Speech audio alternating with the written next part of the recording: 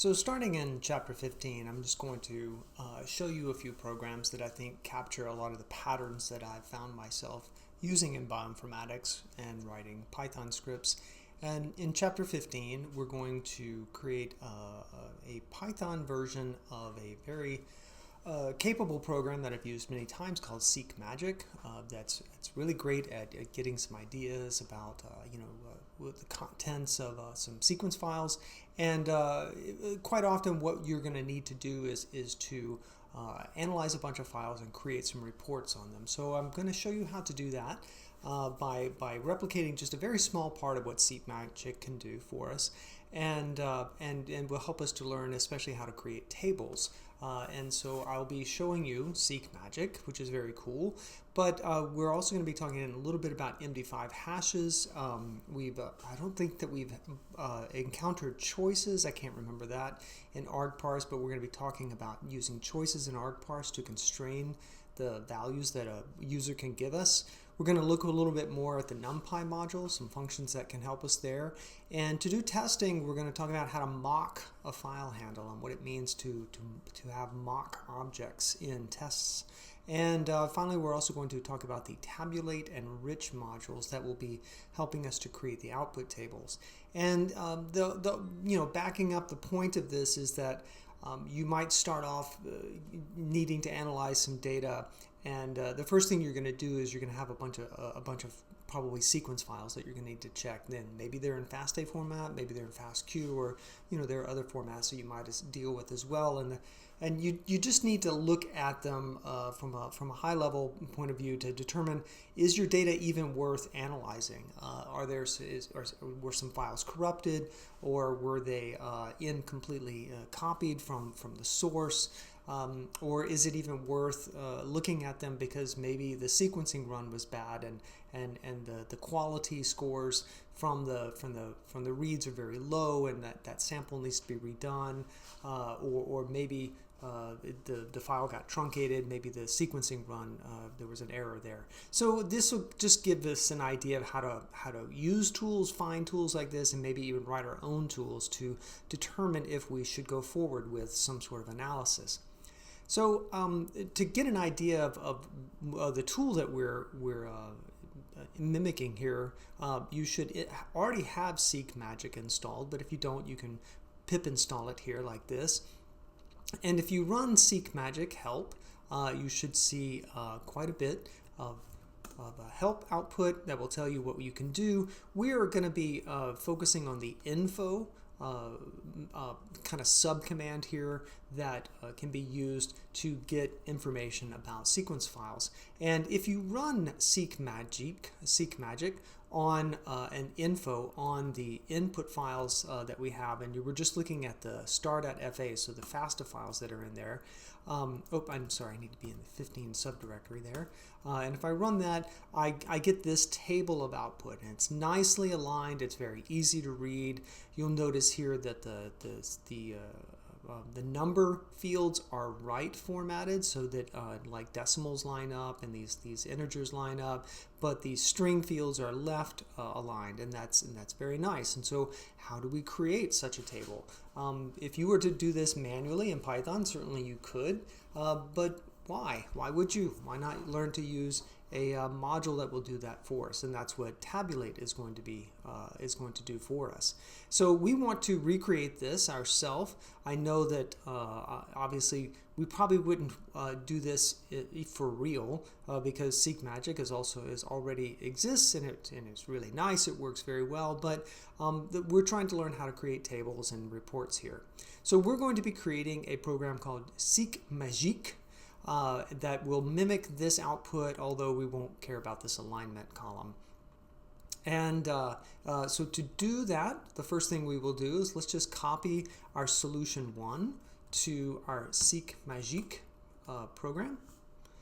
And with that, we should be able to run Seqmagique-H, and we'll see that it takes an input file or more, one or more. So you see here it requires at least one positional arguments, but it can accept many more. So one or more positional arguments, and then there's an option for a table format, and it already has a default called plain. So that is very helpful. Let's run it on our inputs like this and see if our solution works, and it looks very similar to what we saw from the output from, let's just run that, the Seqmagique. We see here it comes up with the same numbers, min length and max length, average length, number of sequences. So it is correctly replicating most of the output from Seqmagick info. And so that's what we're going to try to create. There is also, we can change the style of the table, and we can constrain the options here. I'm showing that if we were to try to format this first input using blarg as the table format, that it throws an error and it shows us what our possible options are. And so we can, for instance, choose the simple format, and we can see what that looks like. And we see here it puts in these dashes. Let's just take out the simple and look at how it varies from the default. The default doesn't have those dashes separating the header line from the records. So that is what we are going to be creating here. Now let's talk for a second about MD5 hashes. I have this little kind of aside here because I just want you to understand that when you're trying to figure out if you have good data, there are a few different measures that ways that you can see if you've gotten the complete data. Obviously, one of them is just to check the file sizes, and that can be a little onerous because maybe you have to do this by eyeball, and sometimes these numbers can be really quite large, and trying to compare them manually can be a bear. So there's another technique that uses a hash or a message digest, and we're going to be specifically looking at the MD5 hash sum. And this was created a long time ago for cryptography, but there are problems that make it only suitable now for just this limited input that we use of just checking for file integrity. And what happens is that a file itself, the contents of the file, go through this algorithm and it creates a hash output. So we can see what that looks like here. On Mac OS, for instance, let me run this command here. If I run it on Mac, it's called MD5, and I'm telling it to give me the hash of this file here. And I can give it more than one file. I can say of all the FA files here, and for each one of those, it reads the file in and creates this one-way cryptographic output of this hash value. And so it doesn't matter where I do this calculation, what operating system I use, or even the implementation, if it's written in Go or in C or in Rust or in Python, it doesn't matter. If it's following the algorithm, it will always create this output. And there's also another tool here. I can use MD5, but on Mac I can also use the OpenSSL program, and it has a command called MD5, and I can also run that, and you see here a completely different program comes up with the exact same hash value. So it's just this algorithm, and it's a one-way algorithm, so there's no way to go from the hash to the contents of the file. It's only meant to go from the contents to a hash. On Linux, the name of the program is MD5 sum, but it also creates the same hash output. And so one of the interesting things is that if you have two files that have the same hash, then they have the same contents. And so you can test that here. If I look at the empty file that I have here, and there's the hash for it, and if I were to touch another file I can call foo, so the size of foo is 0 bytes, and so if I were to MD5 on foo, I should get the exact same D1, and then it ends in 27E. So it's the same hash, so therefore the contents are the same. You can pretty much be guaranteed of that. So that is a a way of validating that the file that you have is the same as the file that you were hoping to have. And so what happens a lot of times is that data providers will provide, in addition to the file itself, maybe the name of the file dot checksum, or maybe they will include a checksums file that contains in it, for instance, the MD5 hashes and all the file names. And given a file like this, then you can actually run an automated check on the local files that you downloaded, and it will go through and say, is the local hash that I have the same as the hash that's reported in this file? And so that's a much faster and more automated way of validating that the files that you have locally match the files that your data provider had when they created them.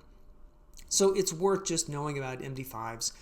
We're not actually going to be doing anything with MD5s, but kind of the point of this exercise is to say, before we even start. So to get started here, let's start from scratch. I'm going to use new PY as normal. And so if you haven't already, if you're just coming to this for the first time, you should go to the top level checkout of the GitHub clone, and you should do a source.venv bin activate. I have a couple of windows here. Oopsie. And I'm going to do that in both of them, venv bin activate, so that I have a couple of windows to work in. And the first thing I'm going to do is I'm going to create a new Seqmagique program that's going to mimic Seqmagick. And if we look at that, and I have this other program in here, a rich version that we will look at the end, so I can show you some other fun techniques. So let's look at what we have here from scratch. What we want is a program that takes one or more file handles and something called table format. I'm going to grab these two, this definition here of my args, and let's talk about how to make that. So I want a list of text IO. So this is not something that we've seen yet so far. So let's talk about how we would create that. I'm going to go ahead and keep using the file type, the argparse file type, and here these are going to be positional, and I'm going to call them, I think I just call it here file. Okay, so there's going to be a file, but I would like to be able to say that I want one or more. And so we've seen this before. Perhaps actually I'm drawing a blank, but in args is what we want to use here to determine that we want one or more. So it doesn't matter where I put this, in args is equal to plus, and because it's positional, I'm going to get rid of that default. And so that is a way of, let's put in a nice help document, a help statement here. Let me copy that over. So one or more input files. The other thing I want, and for this I'm just going to go over to my solution real quick. I want to create another argument that is a short flag of T and a long flag of table format. And I'm going to pop this in here. The metavar is going to be table. It is a default of string. That's the default data type there. And I'm going to specify choices here. And these are the only strings that the user is allowed to give me. And default is going to be to plain. And this will be the tabulate table style that we use. So pretty good help message there. So files is going to be equal to args.file. And then table format. Table format is going to be equal to parser table format. And with that, always nice to just go ahead and start off with print args and validate that I get something useful. So let me go into 15 here, run Seqmagique, sorry. I see here I've forgotten to bring in list. So let's go add that to our typing imports. Need to save it. And then I run. Okay, so the help document looks pretty reasonable, and at this point I could even run a little PyTest on this on Seq. Actually, I'll just run it like this because it's looking for this, and so we see It's running the test suite. As you see, we're already passing a few tests as is normal with the way that I've written the book. So let's talk about how we're going to now process the files that we have. And so what we have here is the first thing we want to do is iterate over args.files. And I show here, I'm using the variable name here while I'm iterating as FH, and that is to help me remember that this is a file handle. So instead of printing the args, I'm going to print FH, and I just want to remind you that under FH is this text IO object. It's this way of being able to read from a file, but it also gives us access to the file name. So if I run my Seqmagique on tests inputs star.fa, what I'll be able to see now is even though these are open file handles because it's the file type and it's already going to be open, I also am able to say fh.name. So that's really helpful. And so I see here I'm able to process these, and so let's think about now, how do I go from this point to that table of output that we want? And so for each file, what I want to print is the file name, and so I have access to that through fh.name. Then I need to go count the lengths of all the sequences so that I know which one is the shortest, which one is the longest, what is the average length over all of them, and the total number of them. And so if you already think you know how to do that, I would recommend you run off and stop the video right now, write that function, write that, come up with a way of getting this for each one of the input files, and then go ahead and try to figure out how to use tabulate to create the output. I have here a note that if you want to use some more real-world data, I have here a command that you can use to download something from the sequence read archive. I almost said short read archive, which is what it used to be called. And so there's a tool that you can install on a Mac. You might have to install the SRA toolkit, and it's called that also on Linux, although with a -SRA toolkit. And so if you install that, you'll get a program called FASTQ dump. By default, obviously, it's going to dump FASTQ format, but you can also have it dump FASTA format as well. And so with the --FASTA option. So with that, if you want to download that, you can run FASTQ dump, and it will create a file here in a few minutes, however long it takes to download that file. And so I had previously run it with the FASTA option. Here I just ran it with the FASTQ option, and we can see here what it is downloaded for us is a FASTQ format file. So whichever version you want to download is fine, because we're going to be working with different formats if we want. So let's talk for a second about how we're going to format this output. So I believe I have, whoops, I always hate when I do this. Okay. I have I've been playing around here in a REPL, and so I can, from the tabulate module, which I had to go look up when I wanted to make a table, I went and looked up a Python module for handling the table output, and I found tabulate. And so from tabulate, I'm going to import the function called tabulate. It's a little confusing when they name the function the same as the module. It's kind of like pprint, which you've seen me before when I say from pprint import pprint, and that's just because it's both the name of the function and the name of the module. So now I have a function called tabulate, and if I say help on tabulate, it will tell me all the things that I can do, the arguments that it requires, and there's a lot of good documentation here that's worth reading. So I'm going to show you how to go about using it. I'm going to create a header line, which if these are the headers that I want to show here, name, min length, max length, and I chose those names because it's what Seqmagick has. So let me define what that row looks like, and this is pretty typical. If you're dealing with table output, that you generally like say you're reading a CSV file, comma separated value file. A lot of times the first row of the file will be the names of the columns in the file, and then the data will start after that. So we're kind of replicating that kind of idea. We pretend that we've maybe read in the first row of from a file, and these are the names across the top. And then here's our next, our first row of actual data. We're going to call it F1 for file 1. And in that, the name of the file is this. The minimum length of the sequence is 50. The max length is 50. The average length is 50 because there's just one sequence in there that's 50 base pairs long. And for F2, which is this is actually what's in the file, there are 5 sequences that are ranging from 49 to 79, which makes the average 64.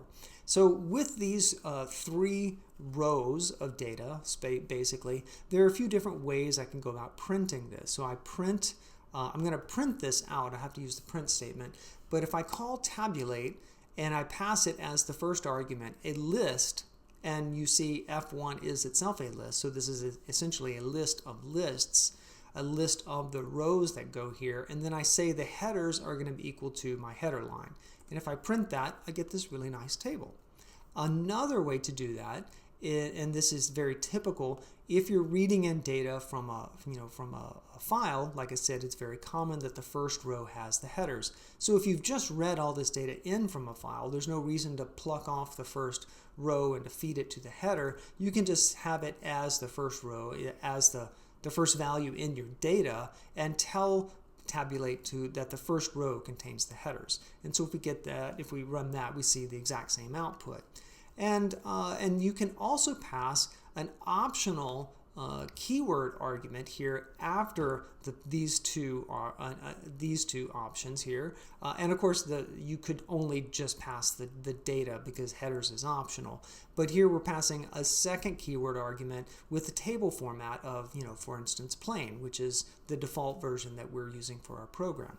So with that, you now know a little bit more about how to use the tabulate function to print the table. So if you've still been waiting here, if you still haven't run off and written that the program, now you know how to format the output. You just need to get the data that's going to go into the table.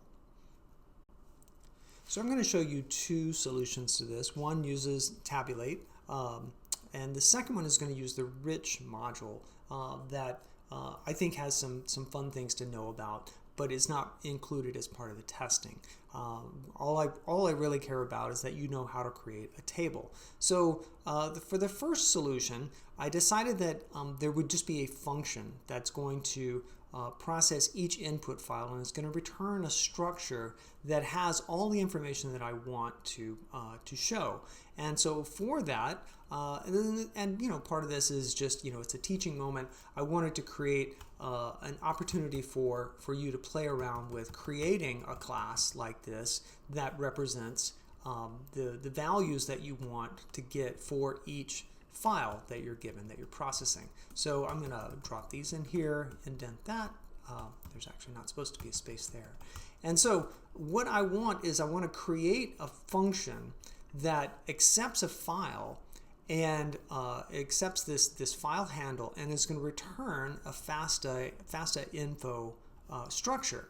And as long as I'm getting a text IO, even if it's the empty file, I always want to return this. And so in the case where, for instance, I'm processing that empty file, I chose not to create some sort of an exception. I thought I would just return a FASTA info that has 0 for everything. And because it could be, again, when you're writing your own programs, you have to make these judgment calls. So, if you have thousands of files that you're trying to scan over, and you decide to have your program throw an exception and fall over when it finds a 0-length file, well, then you have to fix it in order to get the output from your program, and that could be cumbersome. I thought it would be better in my instance here to just return zeros. So I'm gonna, if I create this this function here, and I'm going to go down here to below main and add this in. The idea is that I'm going to create a process that's going to return a FASTA info object. And so the first thing I need to do is parse through the input file. And I specifically, I'm only handling FASTA format. In the next program we write, we'll be handling both FASTQ and FASTA, and so we can look at that. But for this one, we're just going to worry about FASTA, and we've already seen this many times that we can use seq.io parse on an open file handle, and we can tell it to parse FASTA format. And you see here what I'm doing is I'm doing a list comprehension for each record in parsing that. And what I want to know, the only thing I need to know is the length of all the sequences. So we've already seen in a REPL here, if I say, you know, from bio import seq.io. And if I have as my file handle here is going to be opening of this file, I can say, I can get I can do this list comprehension to find the lengths of all the files, of all of the sequences in there. And that's not so interesting because there's only one sequence in there. So let's open up number 2 and run the same thing. And we see here what it has done is iterated through each record in this file and then just told me the length of the sequences, 79, 59, 59, 74, 49. Very cool.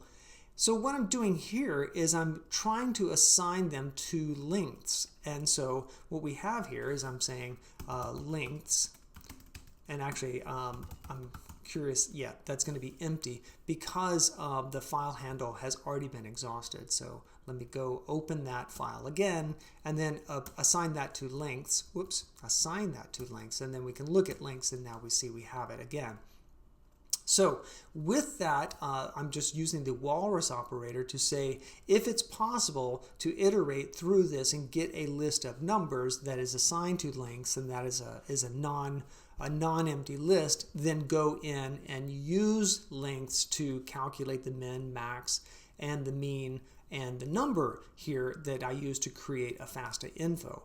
If in the case of reading the empty file, this will return the empty list because seq.io parse will not parse any records, and so links will be an empty list, and therefore I will go to here. And I don't have to have an else here because I'm using a return statement. So Python is smart enough to know that if I get into here, there's a return, and so I will never hit an else, and so it's kind of pointless to have an else. So if I hit this, I return this. The only other option is that I return this. Remembering that if you don't have an explicit return at the end of your function, it will return the none value. So that's the way I chose to write this. So let me just grab this from my solution real quick, because we can talk about a little bit more here about how I calculated all of the metrics that I needed to figure out. So given this lengths, I have lengths here, I can call min on lengths. And it will tell me that 49 is the lowest one. And so I can also use the built-in max function. And it tells me 79. So that will easily give me min and max. I also know that I can get file name from fh.name. And so now the question is, how do I get the average?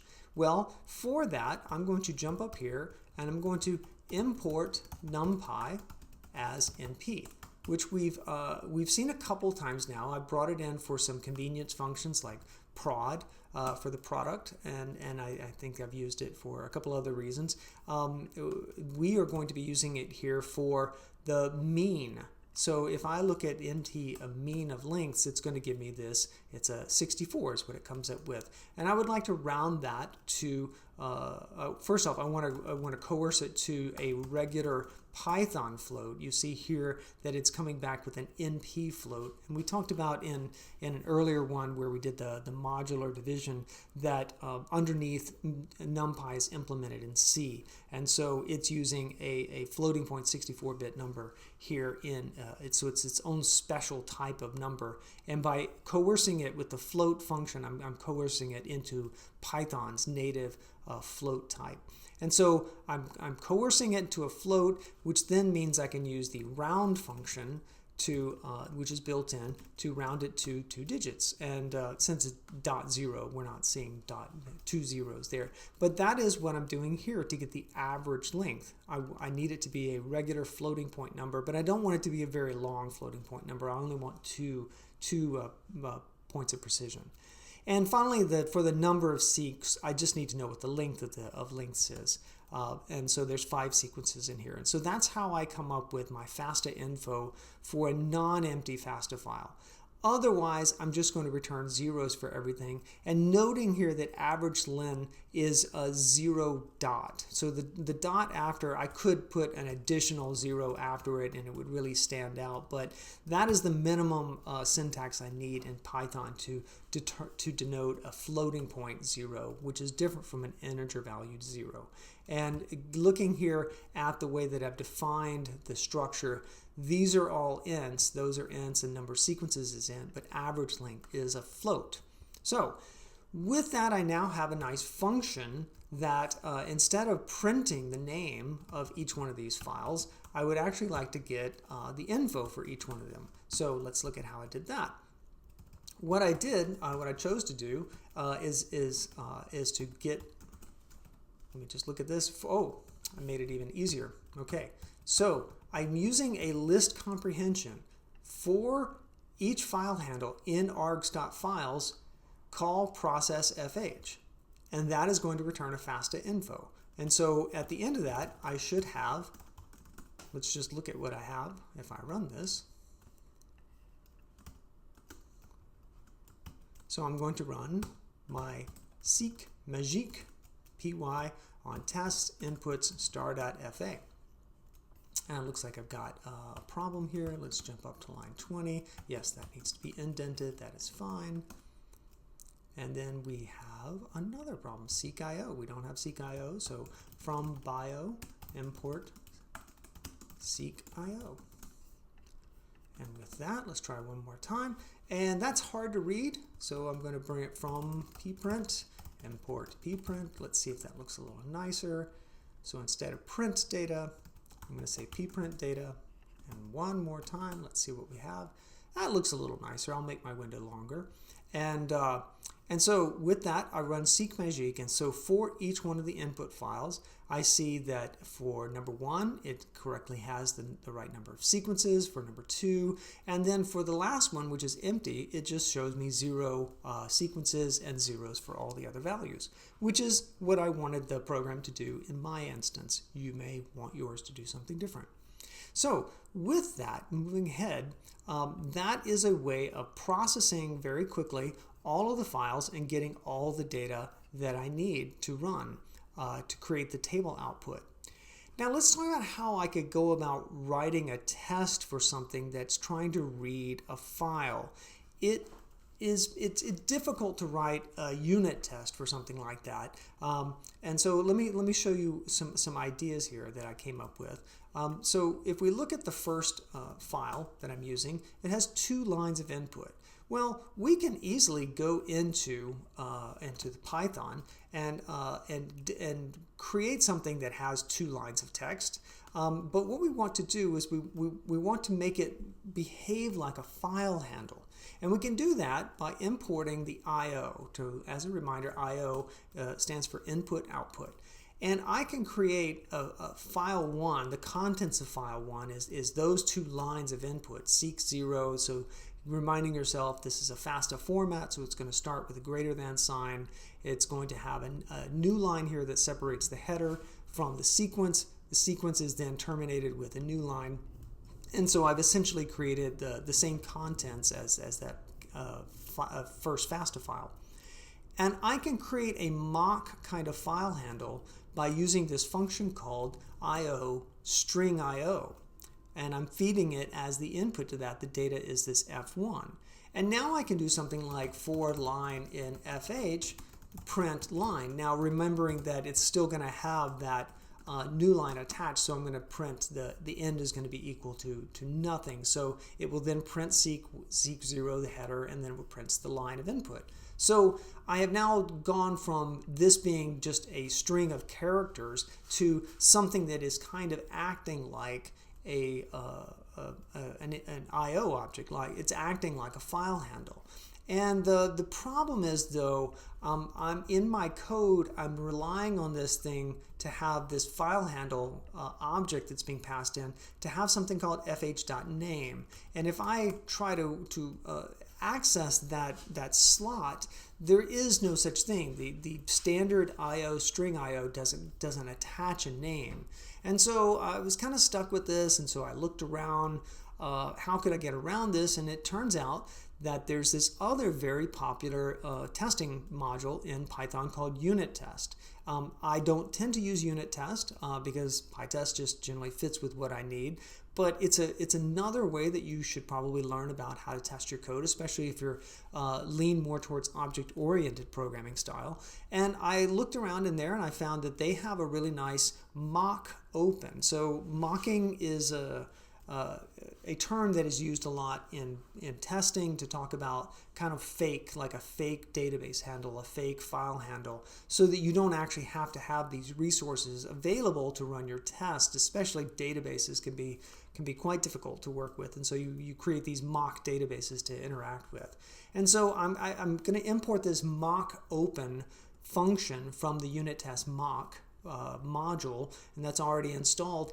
And now I can create this other file handle like object using mock open, passing it this read data is the f1, is this string that I've got here, and then that itself is a function, and it's kind of funny syntax. But if I say what is the type of fh, well, it's this magic mock. It's this thing that's going to act like a file handle. So for instance, I can say now fh read, and it's going to give me the contents of it, and that's really cool. And it can also, if I say fh.name, it comes back with something. It at least doesn't blow up. So now I can use this in my unit test. And so for that, I created a separate file, just again for pedantic purposes, to show you that we can actually put our tests into a separate file. And I've called this file unit.py. And inside of this, I have a test function, test underscore. I'm calling it that because that's what PyTest is going to look for. And it's going to, from Seqmagique, import my process function that I just wrote. And so to represent the contents of my empty file, I'm going to call all of that stuff that we just saw here, the mock open read data, with an empty string. And I'm going to tell it to process essentially the contents of the empty file. And for a file that has just one sequence in it, I'm going to create a string that has a very minimal FASTA file with just one sequence in it. And then for to pretend like I have a file that has two sequences, I'm going to create this string here that has two headers and two sequence lines, one that's 3, one that's 4, and I see it has 3 and 4. The average is going to be 3.5, and there are two sequences. So it is another way that you can know to, if you have to interact with files, you can create a mock file for your unit tests. And then the files don't have to be accessible, to the module in order to be tested. And that's really useful information to know. And so with that, I can now run PyTest on the unit.py. And so what does that look like? PyTest on unit.py. And it passes. Let's do -v for verbose, and it tests the process, and it passed. And so it's just another way of organizing your tests. You don't have to put your unit tests, you don't have to mix it into your main code if you want. You can put them in a separate file. And I have some notes here about where to place the unit tests. If we were to put the unit tests into the tests directory, it would change the way that we would have to invoke the tests. And so you can read a little bit about that. When it gets into code organization and starting to be where you have multiple modules and multiple files to interact with, it all gets a little bit hairier. And it's kind of at that point where I feel like if my Python code starts to get to be this complex, I might consider rewriting it in, for instance, a language like Rust. And I have a book on Rust if you're interested to learn about how to do those kinds of things. So I'm just going to keep it simple, but just some other things to think about when it... Okay, so we're done with that sidebar into testing. We have this idea that we now have some confidence that our process function works correctly, counts the statistics on the files correctly for us, and now we have this data structure, which is a list of these FASTA info objects. And that's what we've printed here. And let's just go remind ourselves what that looks like. If I run Seqmagique on test input start@fa, then we see I have these 3 records that I now want to format into that table. And we've talked a little bit about the table. I showed you that we can create a header row here that we'll use for our table. And now we played around with it in the REPL here with the different ways of calling tabulate.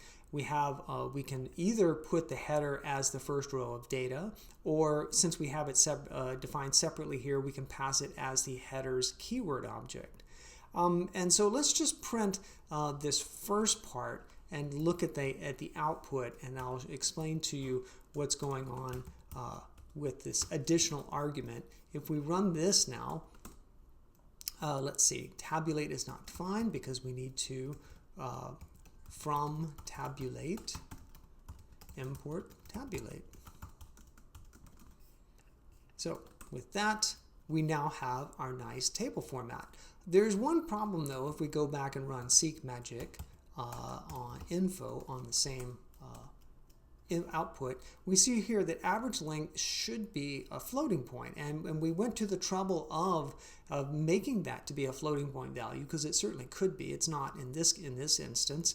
We're seeing whole numbers here, but we would like to be able to replicate this output. So why are we, even though we're passing floating point values, why are we only seeing integer values?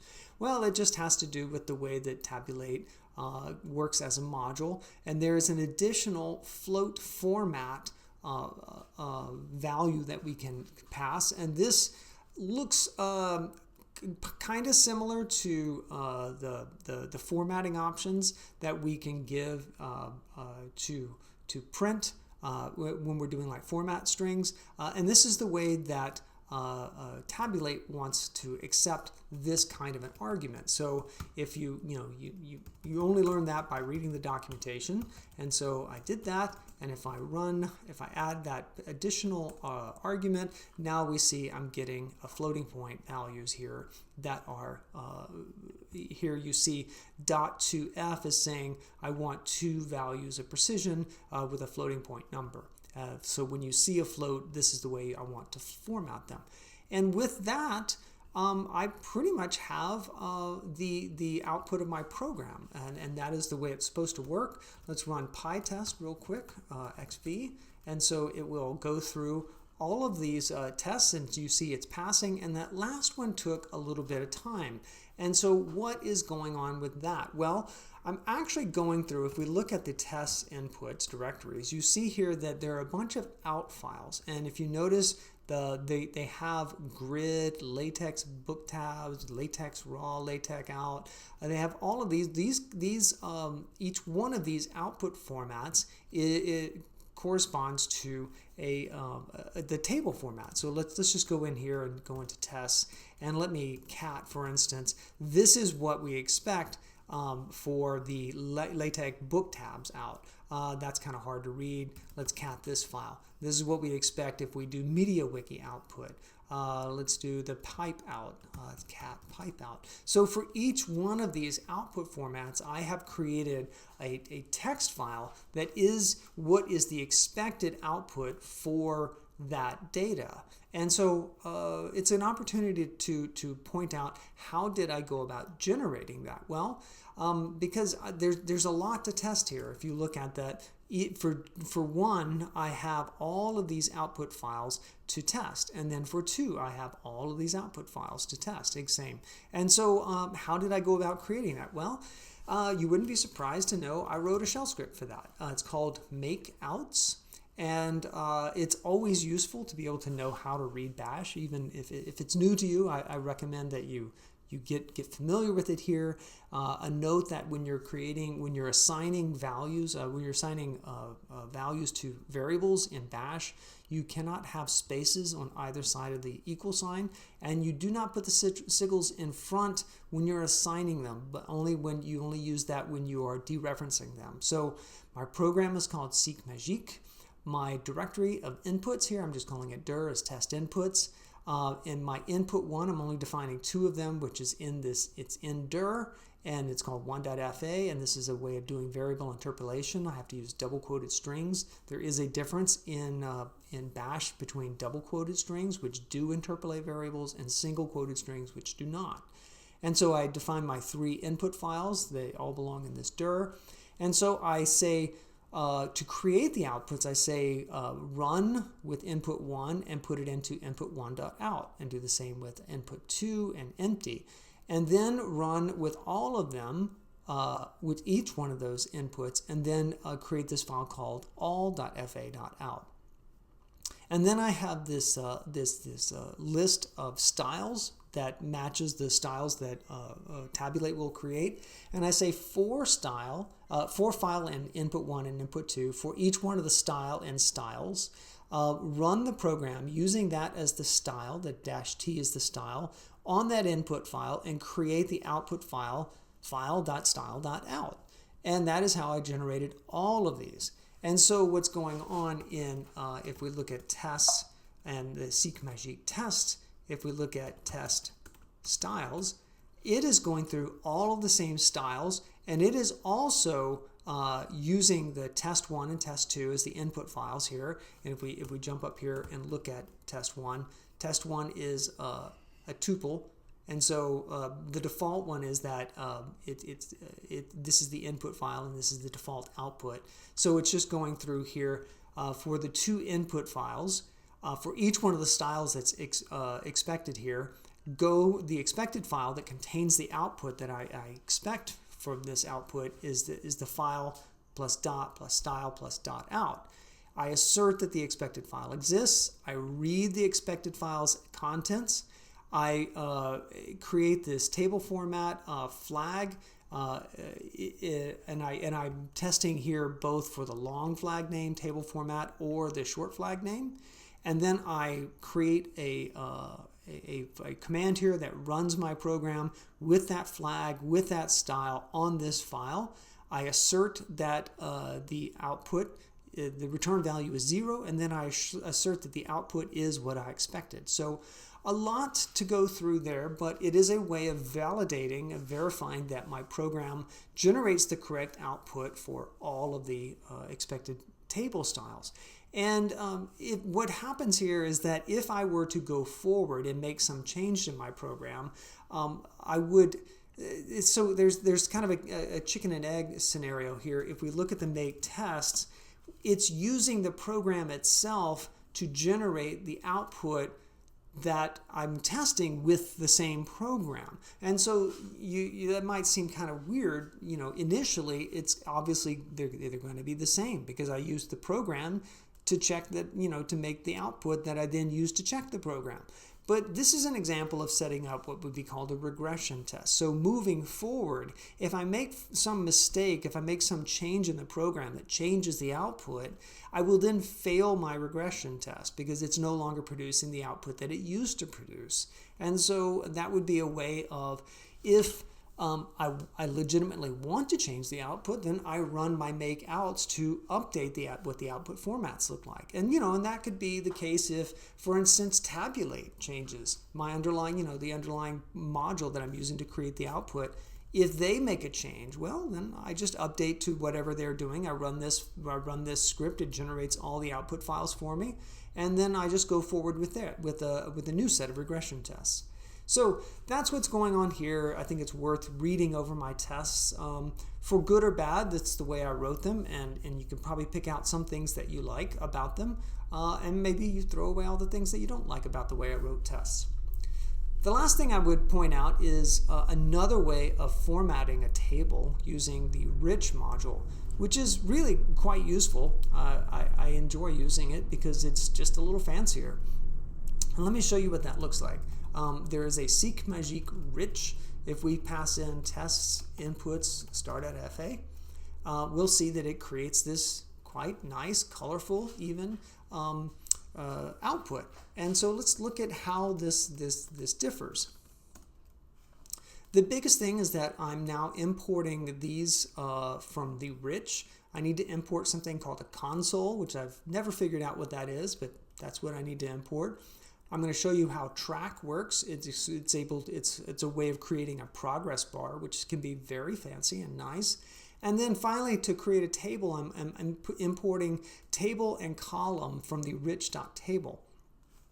Otherwise, everything else is the same. I'm still going to go through and process each one of my files, but I'm going to do it in this way where I'm using this track. So track is able to see right away how the number of files that I have, and so each time I process a file, it's going to update this bar, and it's hard to see it. So let me put in a sleep. If you don't know what sleep is, it's a way of just telling your program to just not do anything for a specified amount of time. And in order to do that, I'm going to import time. Or actually, I can say from time, import sleep. It's a sleep function. And so you can sleep in Bash, you can sleep in almost any language. They pretty much all have this way of interacting with the file system, with the operating system to pause operations for a little bit. So I can say sleep, let's just sleep 1 second here. And let me run this again. And so you can see there's it's waiting 1, there's 2, and there's 3. And so it took 3 seconds, obviously, because I had it pause for a second after each one. But imagine you're processing 1,000 items, and each one takes several minutes. This bar grows across the screen, and it looks really nice, and it's kind of fun to look at. And so that's just something kind of nicer to look at, a nicer way of showing the progress to your user. Very important that you provide good feedback to your user so they know that something is happening in your program. So I'm going to take the sleep out. Let's take out this sleep. And the other things I did here is that I have to create the table using this table object. I have to, by default, columns are left formatted. So if I want it to be justified to the right, I have to create this column object and tell it that it's right justified. I have here a separate header style that I want this to be bolded text. So that's why they look like that. And I didn't use the all lowercase or underscore. I put in these different fancier names, and that's fine. So I'm using track to create a progress bar instead of creating that list comprehension. So I get the information for the process here for this file, and then I add a row to the table. So this is a different way here. I've got this table object now, which I've created here, and I'm calling this method called add row, where I'm giving it these match up with the column names that I defined. So file.file name is going to be here for name here. And on through the same kinds of information here, and it's just using the information from the FASTA info. Finally, to print it out, I have to use this console, and then I tell the console to print the table. And so it's pretty nice. It makes it for a very nice looking output format, and you can use this to impress your lab mates and your PI. It's just a different way of going about creating the table and a little bit nicer output. So going further, Seqmagick does lots of other things. Why don't you try implementing one or more of its other actions? It's a very useful program, and if you will learn a lot of things if you try to implement them. So I introduced you to Seqmagick. I introduced you to the idea of MD5 hashes as a way of verifying that you've got the files as they were produced by whoever created them. I told you about choices in argparse in order to validate and restrict the value that you get for an option, like a string value from a user. We talked about both tabulate and enrich modules that are for creating text tables in the console. And we used NumPy yet again for another mathematical operation, this time for creating the mean. We talked about two different ways of mocking a file handle for reading for unit tests, so that you don't actually have to locate a file on the file system. And finally, we talked about regression testing to verify that a program will continue working as it